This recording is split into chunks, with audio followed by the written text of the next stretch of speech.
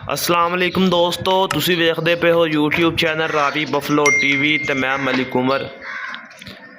सब तो पहले जेड़ा दोस्त चैनल ते नए ने चैनल को सबसक्राइब कर लो ताकि आने वाली वीडियो तुहाडे तक बआसानी पहुँचती रहे और बेल आइकन को प्रेस कर लो ताकि वीडियो नोटिफिकेशन तुहाडे तक बआसानी पहुँचता रहे।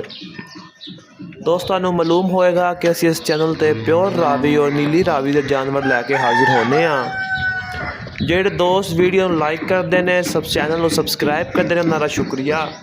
दोस्त वीडियो एंड तक जरूर वेखन, मुकम्मल डिटेल दसी जाएगी। माशाल्लाह अज इस वीडियो पहलन झोटी मौजूद है, 15 दिन पहले सूई है, नीचे कट्टा।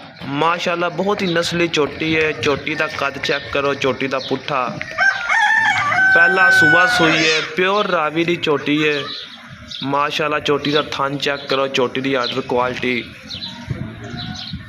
बहुत ही खूबसूरत झोटी है। माशाल्लाह निक्की निक्की सिंगी, काली शाह अख। माशाल्लाह झोटी का पुट्ठा चेक करो। झोटी 15 दिन पहला सूई है, दोवां टाइम दुध झोटी को 12 किलो है। माशाल्लाह झोटी की खूबसूरती चेक करो, मुठभर थन, प्योर दरिया रावी की झोटी है। बंद।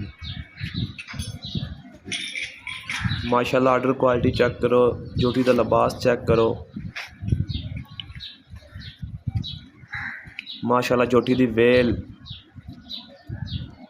निक्की निक्की सिंगी, काली अख।